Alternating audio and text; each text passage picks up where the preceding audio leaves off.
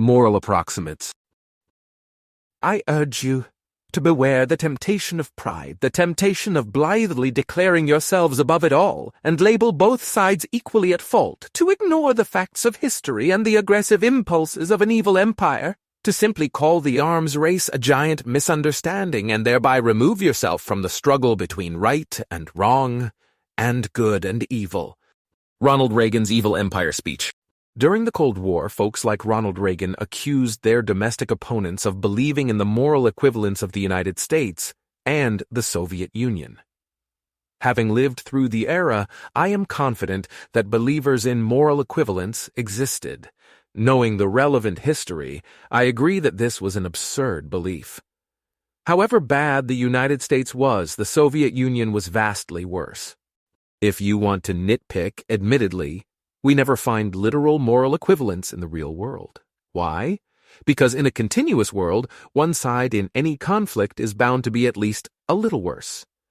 Still, careful examination of real-world conflict does occasionally uncover not moral equivalence, but moral approximates.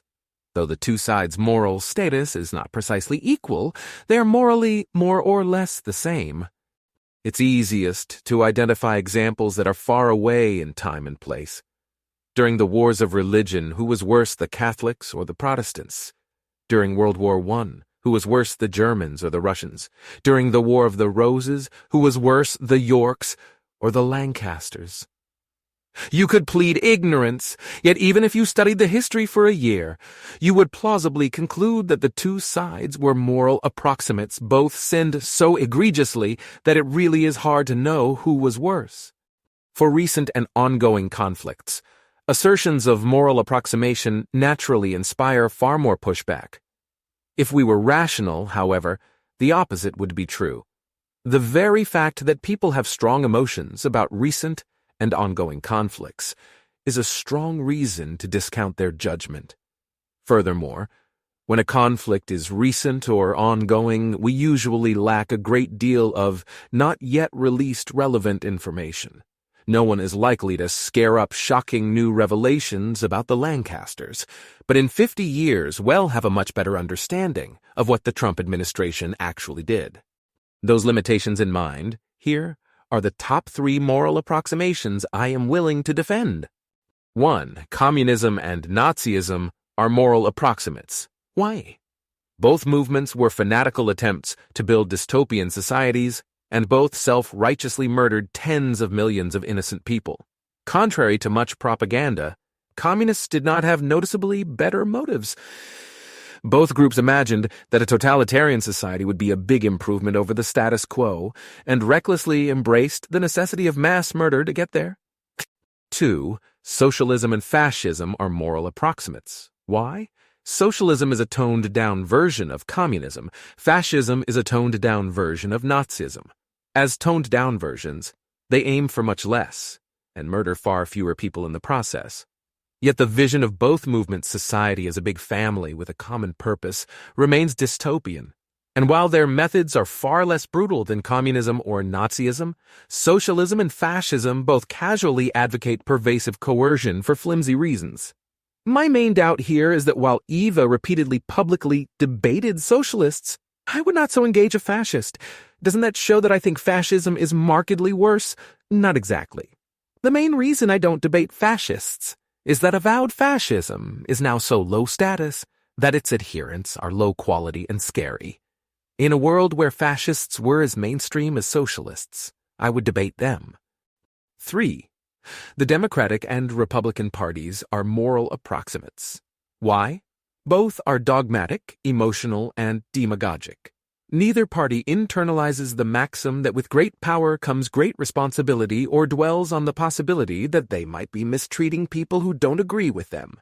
Both parties say they want various radical changes, many of which seem very bad. The policies Democrats and Republicans actually impose when they have power are similarly mediocre, though that doesn't stop them from rhetorically making mountains out of molehills. On immigration, for example, the Democratic-Republican debate basically comes down to whether the border should be 98% closed or 99% closed. Though I prefer 98% to 99%, it's approximately the same.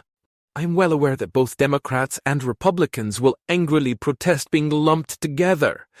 In their eyes, the differences between their parties are huge. My question for them: in 200 years, how big will these huge differences look to historians? Yes, during the wars of religion, Catholics and Protestants mutually called each other servants of the Antichrist.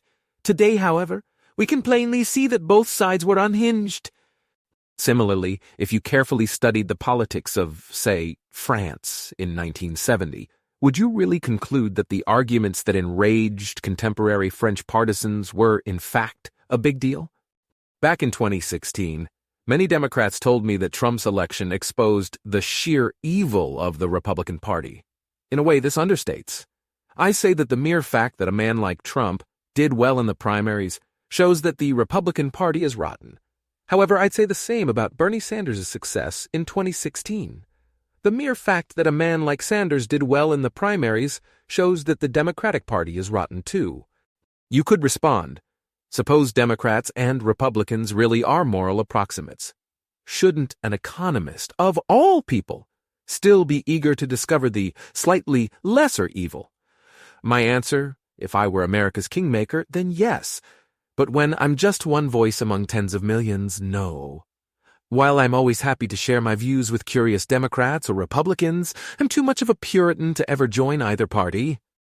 P.S. Lest anyone misinterpret me, I think the Democratic and Republican parties are markedly better than socialism and fascism, which are in turn markedly better than communism and Nazism.